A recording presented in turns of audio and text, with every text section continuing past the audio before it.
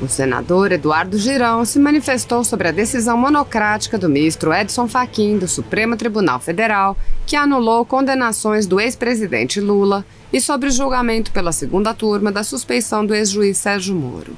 Girão apontou que, se não fosse pela pandemia, a Praça dos Três Poderes estaria lotada devido à indignação causada pela decisão.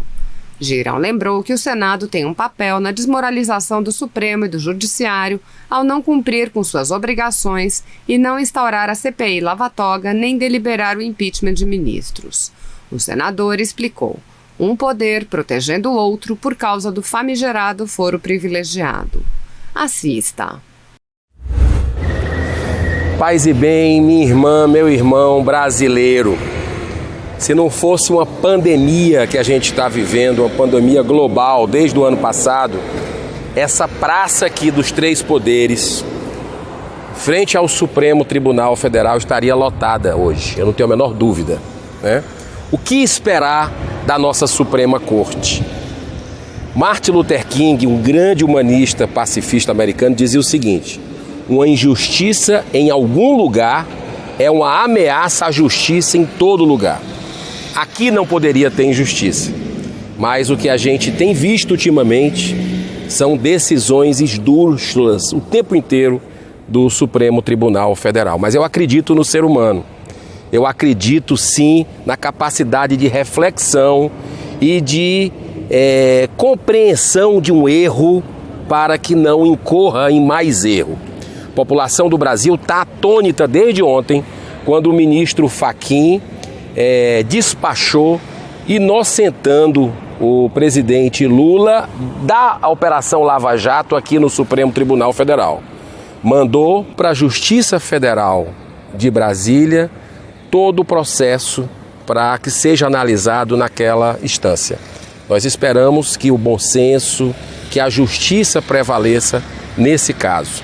Mas é importante lembrar que essa decisão estranha, surpreendente, do nosso ministro Edson Fachin, ela pode ter outros contornos, né? Quando você percebe que as decisões que ele estava dando a favor da Lava Jato e contra a corrupção estavam indo para a segunda turma do STF. Uma segunda turma que eu não sei se você lembra, naquele período do ano passado, que o ministro Celso de Mello tirou licença, que ficava dando um empate, 2-2 o tempo inteiro. E nesse empate, sempre o réu era privilegiado, né, e acusados de corrupção, libertados, né? Depois, o presidente da República indicou, que eu votei publicamente contra, o ministro Cássio Nunes. E nós acompanhamos desde o início o que é que o Cássio Nunes tem feito. Ou seja, o voto de Minerva, que está inocentando acusados de corrupção. Como a gente viu na semana passada, o caso do quadrilhão do PP. Então é muito importante nesse momento que a gente acompanhe vigilante, com esperança de que o ato de ontem do Supremo Tribunal Federal não seja mais um de impunidade no Brasil, né? Porque a gente não pode mais tolerar esse tipo de coisa. Os cidadãos de bem, eles não têm mais como acompanhar tudo isso de forma desesperançada. Muito pelo contrário, eu acredito que o bem e a verdade vão prevalecer quando essas pessoas ocuparem os espaços, como, por exemplo, o Martin Luther King também dizia, né? O que me incomoda não é o grito dos violentos, dos corruptos, é o silêncio dos bons. Eu não tenho a menor dúvida que aqui tem ministros cumpridores dos seus deveres, mas o Senado se acovarda em não analisar alguns indícios graves que se tem de alguns integrantes dessa corte, porque é papel do Senado, é prerrogativa da nossa casa, Senado, deliberar sobre a CPI da Lava Toga e deliberar também sobre impeachment dos ministros do Supremo Tribunal Federal. O que acontece, que a gente percebe, é um poder protegendo o outro por causa do famigerado foro privilegiado. E aí a casa, com algumas decisões, se torna, na visão da população, uma casa política, né? E que muitos chamam, e eu não tiro a legitimidade disso, muitos brasileiros cada vez mais chamam de vergonha nacional a nossa Suprema Corte. Que o bem prevaleça, que a verdade triunfe e que nós tenhamos uma nova forma de atuação dessa casa que deveria ser apenas olhar a Constituição e que os ministros tenham mandato e um processo de escolha diferente. Muito obrigado e vamos acreditar na justiça, estaremos atentos. Eu não poderia me omitir aqui de algo que foi um assunto da semana passada no país, né?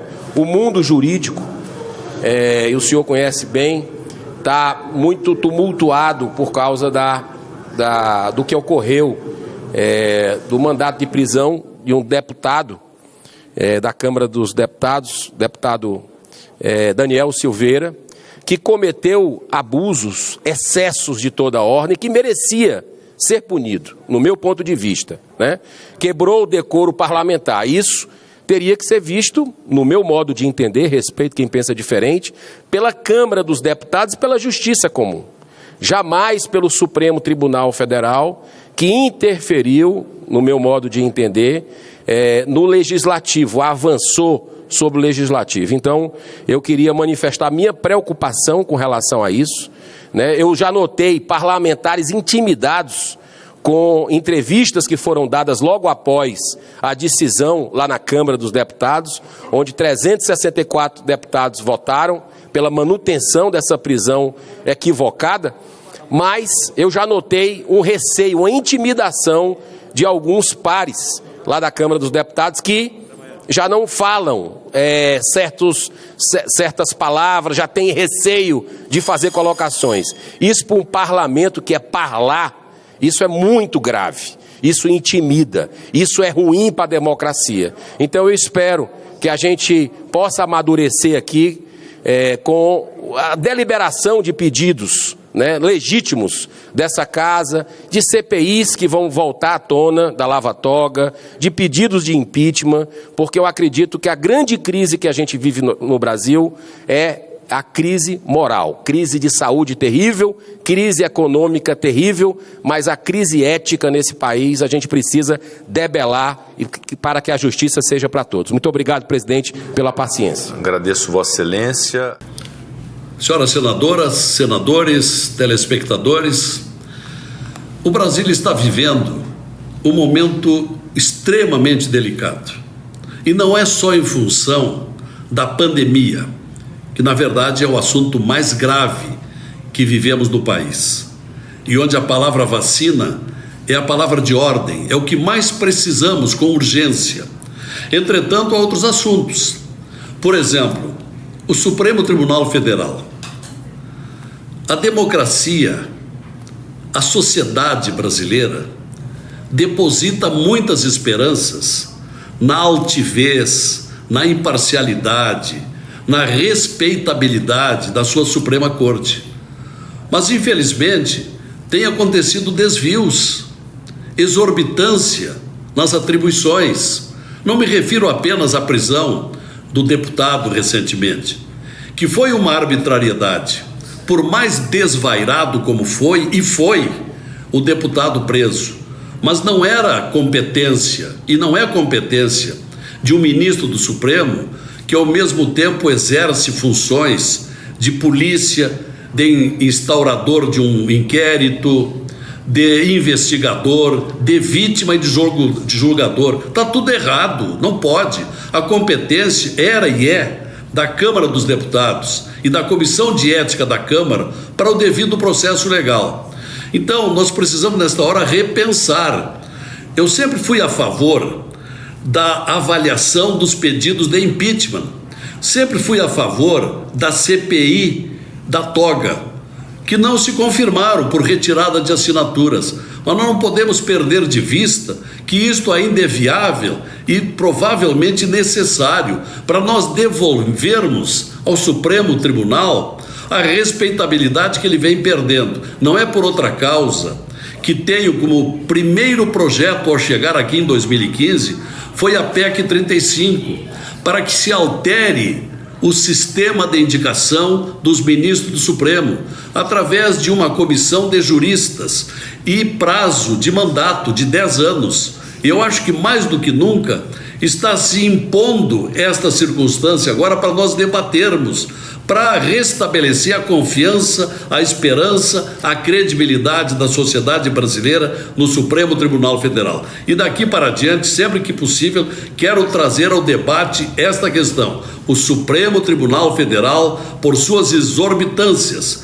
pelo extrapolamento de suas atribuições, está merecendo ser repensado. E a PEC 35 é uma das melhores alternativas. É o que eu precisava dizer e disse.